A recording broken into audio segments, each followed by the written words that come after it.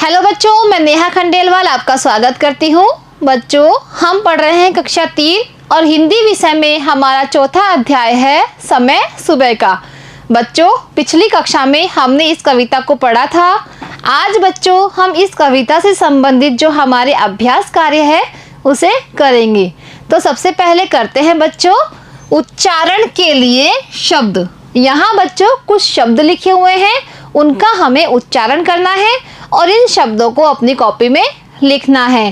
पहला है बच्चों किरणें, दूसरा है रंग बिरंगी, तीसरा है गूंज, चौथा है चांद, पांचवा है मुंह और छठवा है पंछी। अब बच्चों करते हैं हमारे प्रश्न। सुबह के समय कौन कौन महका।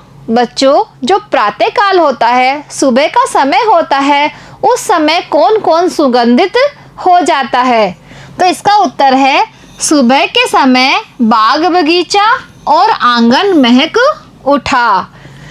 प्रश्न नंबर 2 है बच्चों कानों में किसकी आवाजें गूंजने लगी। प्रातः काल यानी सुबह के समय कानों में किस किस की आवाजें गूंजने लगती है। तो इसका उत्तर है मुर्गों और चिड़ियों की आवाजें कानों में गूंजने लगी। बच्चों, प्रातः काल मुर्गों की जो कुकड़ू कू की आवाज है और जो चिड़ियों की आवाज है ची ची, वो हमें कानों में सुनाई देने लगती है। अब देखिए बच्चों तीसरा प्रश्न, अंगड़ाई लेकर कौन जागी। तो इसका उत्तर है कलियां अंगड़ाई लेकर जाग गई है। जो फूलों की कलियां होती है वो अंगड़ाई लेकर जाग गई है, यानी वो खिलने लग गई है। अब अगला प्रश्न देखिए बच्चों, यहाँ लिखा है रिक्त स्थानों की पूर्ति करे। बच्चों, यहाँ पर कुछ शब्द लिखे हुए हैं, इनकी सहायता से हमें इन रिक्त स्थानों की पूर्ति करनी है। तो करते हैं क, बाग बगीचा महका। तो बच्चों इसमें क्या आएगा, बाग बगीचा आंगन महका। तो हम यहाँ लिखेंगे आंगन।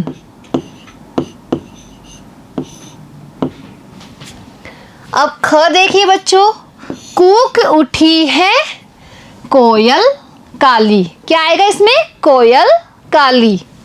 कूक उठी है कोयल काली। अब गए देखिए, फीका पड़ा चांद का मुखड़ा। तो इसमें क्या आएगा, चांद।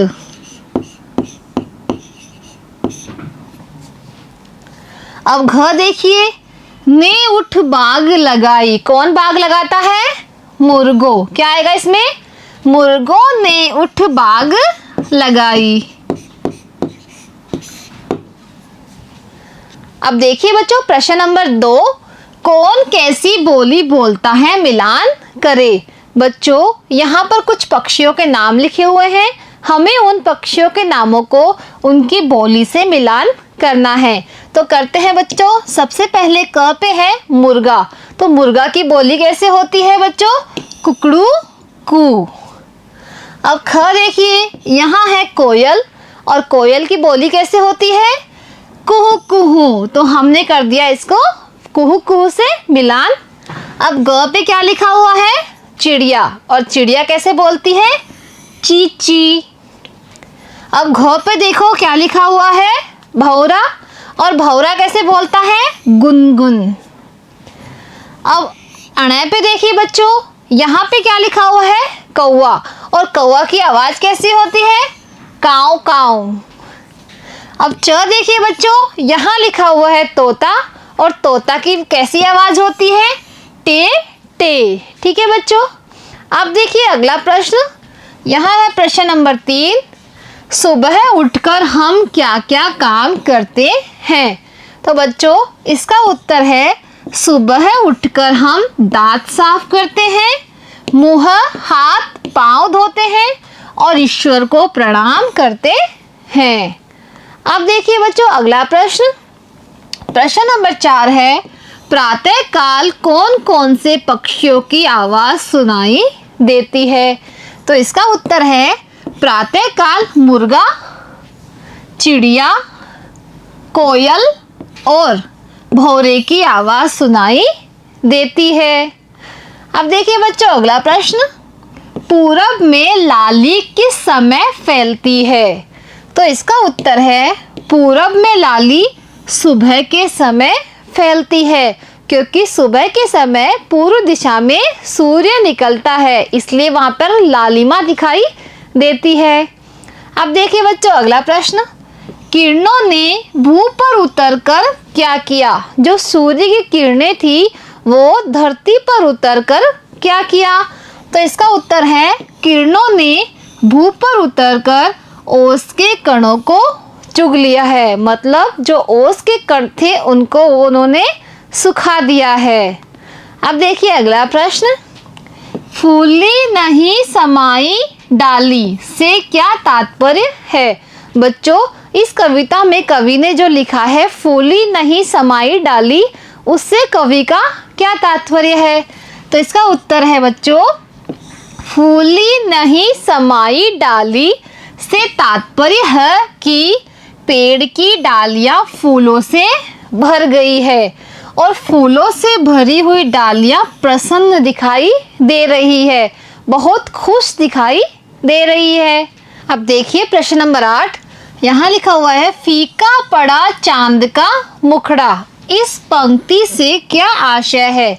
बच्चों जो कविता में कवि ने बोला है कि फीका पड़ा चांद का टुकड़ा, इससे क्या आशय है?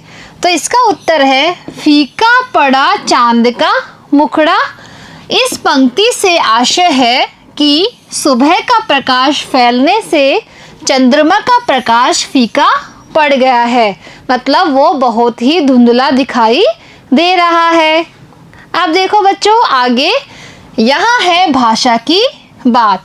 तो बच्चों भाषा की बात में आज हम सीखेंगे पर्यायवाची शब्द।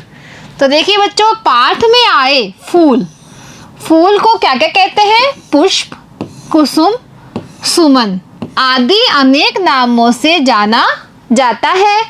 ऐसे ही किसी शब्द के समान अर्थ वाले शब्दों को क्या कहते हैं? पर्यायवाची शब्द। इसी प्रकार से निम्नलिखित शब्दों के पर्यायवाची शब्द लिखे। बच्चों किसी भी शब्द के समान अर्थ देने वाले शब्दों को क्या बोलते हैं? पर्यायवाची। जैसे कि पाठ में आया है फूल, और फूल के समान अर्थ वाले शब्द कौन कौन से हैं? पुष्प, कुसुम, सुमन। वैसे ही हमें इन शब्दों के भी समान अर्थ वाले यानी पर्यायवाची शब्द लिखने हैं। तो सबसे पहले हम लिखेंगे रात का।